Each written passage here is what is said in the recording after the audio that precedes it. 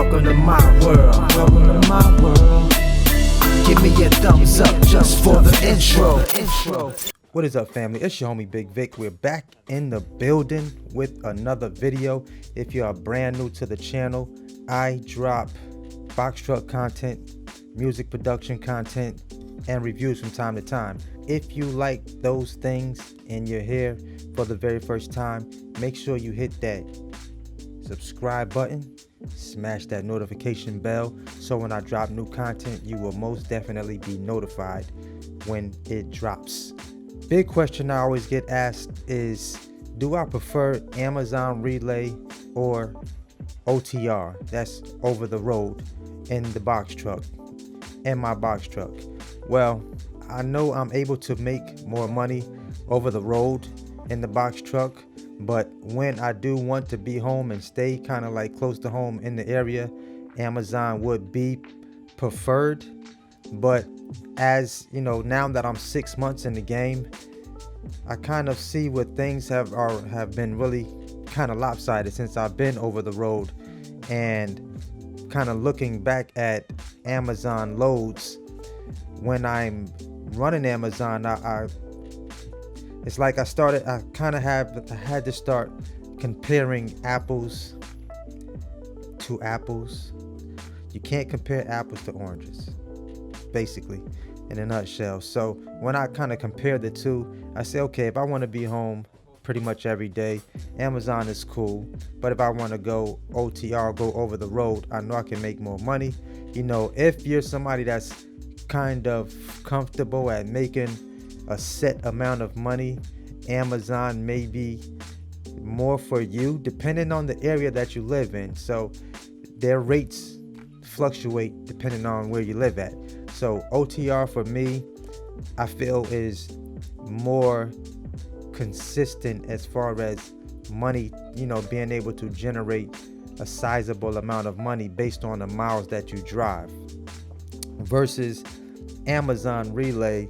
Even though a lot of their loads are over $2 a mile, depending on if you're just looking at the load board, or you could get paid more money if you're doing post-to-truck orders. But most of Amazon's runs are pretty much local, regional, depending on where you live at. So you may enjoy doing that. But if you ever do over the road, and you see where most times you don't really have to touch freight, all you're doing is driving, shippers are loading, receivers are unloading you, and you still, you know, you get your money the very next day, depending on if you're dealing with a factoring company. So that's a good thing. But when you're dealing with Amazon Relay, what I found is they don't pay you for the labor part.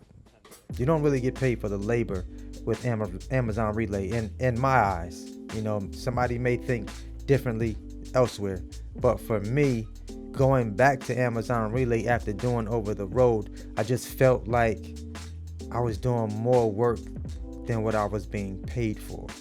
You know what I'm saying? Like loading the truck up and unloading it at post offices and running the freight into the post office. Like, it's cool when you're brand new and trying to get some seasoning under your authority.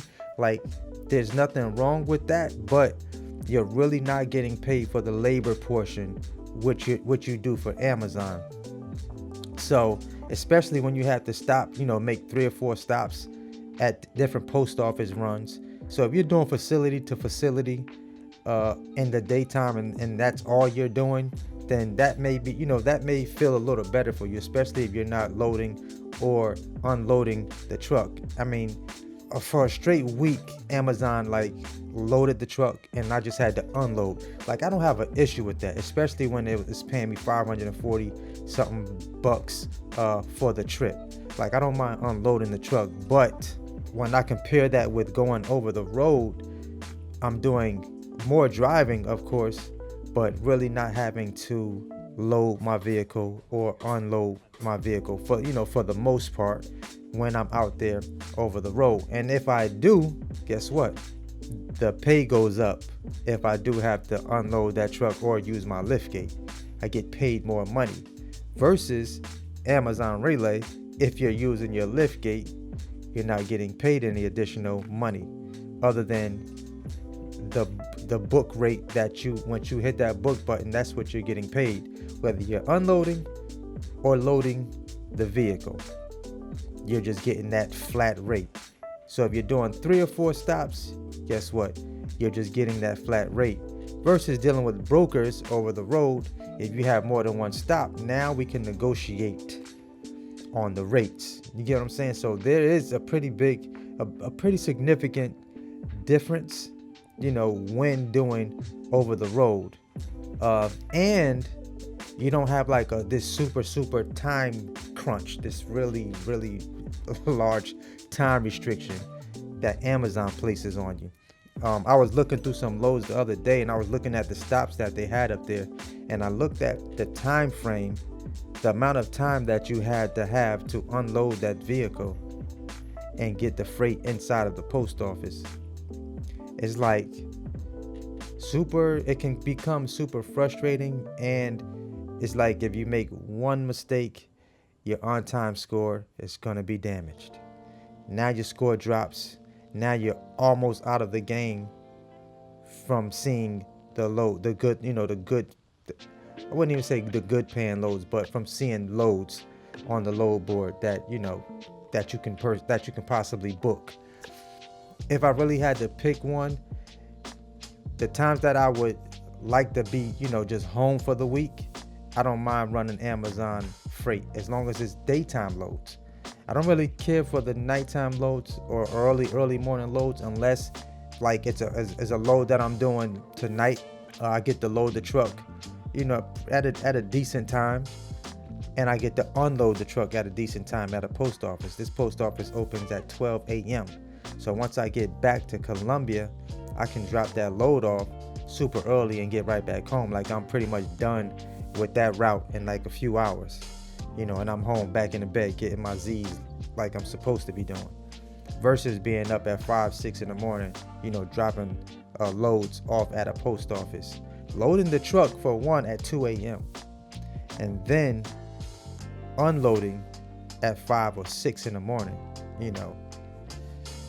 Honestly, it was cool in the beginning because that's all that I had. I wasn't on the other load boards, and I wasn't seeing what was actually going on with the brokers and negotiating rates. I was still trying to get some seasoning up under my authority, and Amazon was like, pretty cool for me. $3,000 a week, $2,500 a week, gross was it's not a little bit of money. Some people would be excited to make $2,500 in a week. So I personally like over the road because I know there's no real cap on the amount of money that I can potentially make in a month. I haven't had the best of luck like doing post to truck with Amazon Relay. I've done some, and they were cool, but for my area they don't really get picked up as much. And if they do get picked up, you're usually going to like Charlotte to do that posted truck order, which I'd rather be a little closer, home. It's an hour, 15 minutes away, but I'd rather be here in the city running a posted truck order, but that's not going to happen because I'm not in that Charlotte area.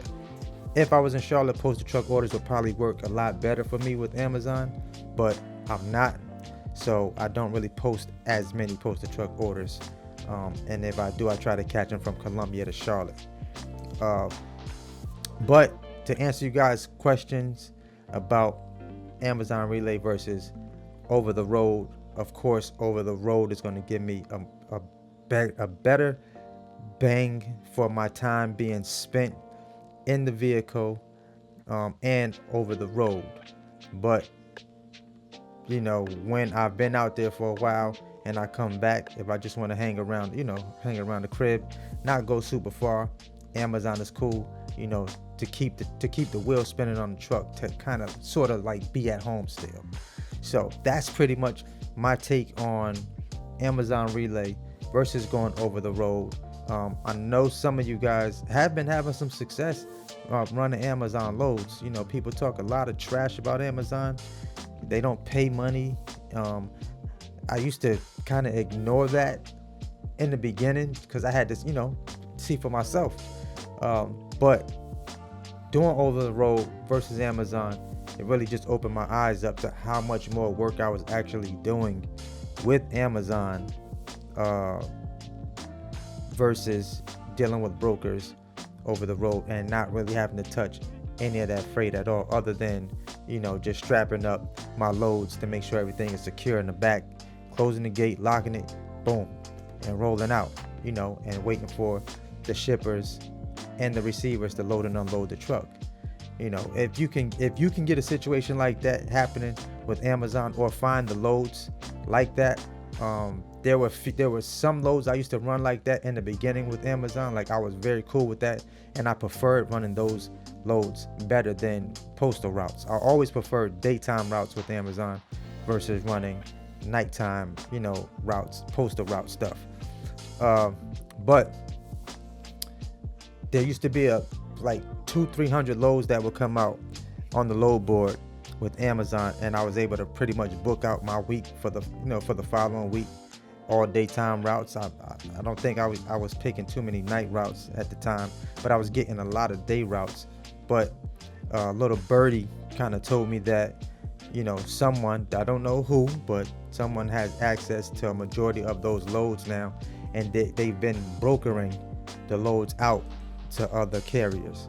So there's some craziness going on right now, up at the Amazon headquarters. I don't know who has the bulk of them loads that we used to see, but they have them and they're brokering them out, so we don't see them loads like we used to see them coming out on a load board, for at least in my area in Columbia. If you got a situation like that happening in your area, I don't know, could be some weirdness going on.